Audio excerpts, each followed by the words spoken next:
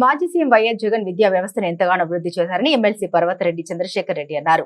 విద్యకు అధిక ప్రాధాన్యమిచ్చి పిల్లలకు గొప్ప చదువులు అందించారని, కానీ నేడు చంద్రబాబు వచ్చాక మొత్తం విద్యా వ్యవస్థను భ్రష్టు పట్టించారని విమర్శించారు. స్కూళ్లను మూయించేందుకు కుట్ర పన్నుతున్నారని ఆరోపించారు.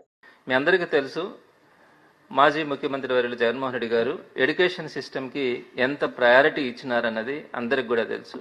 ఈరోజు కనుక గవర్నమెంట్ స్కూల్స్ని కానీ గవర్నమెంట్ కాలేజెస్ని కానీ మనం ఒక్కసారి కనుక వెళ్ళి చూస్తే అసలు మనం గవర్నమెంట్ స్కూల్స్ని ఈ విధంగా ఊహించుకోగలమా అంటే, మనం చిన్నప్పుడు ఇంకొక 15-20 సంవత్సరాల క్రితం గవర్నమెంట్ స్కూల్స్ ఎలా ఉన్నాయి, ఈరోజు గవర్నమెంట్ స్కూల్స్ ఎలా ఉన్నాయి, ఎంత మార్పు వచ్చింది, ఎంత అభివృద్ధి చెందుతూ ఉంది అన్నది స్పష్టంగా ప్రతి ఒక్కరికి కూడా అర్థమవుతుంది.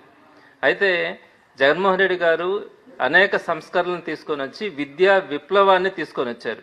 ఒక ఆంధ్ర రాష్ట్రంలో, భారతదేశంలోనే కాదు ప్రపంచ దేశాలకి సంబంధించి కాంపిటేటర్స్గా మన గవర్నమెంట్ స్కూల్ స్టూడెంట్స్ ఎదిగేలాగా జగన్మోహన్ రెడ్డి గారు చేసినటువంటి ప్రయత్నం ఒక అద్భుతం.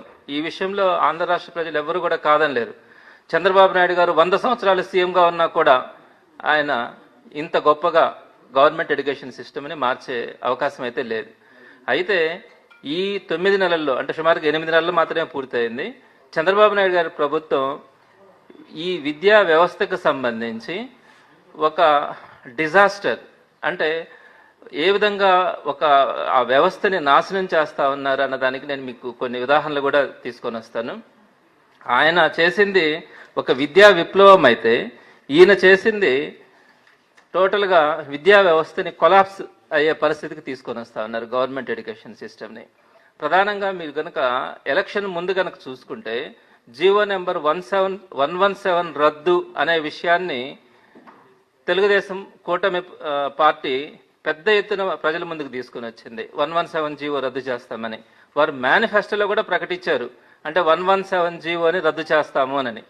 అంటే అందరూ కూడా అనుకోని ఉంటారు, తెలియ చాలా మందికి 117 జీవో అంటే ఏంటి, 117 జీవో రద్దు చేసిన దానివల్ల ఈ రాష్ట్రం చాలా బాగుపడుతుందేమో, పేద ప్రజలు వాళ్ళ యొక్క పిల్లల్ని అత్యద్భుతంగా చదివించుకుంటారేమో, పెను మార్పులు వస్తాయని చెప్పి చాలా మంది ఆశపడ్డారు.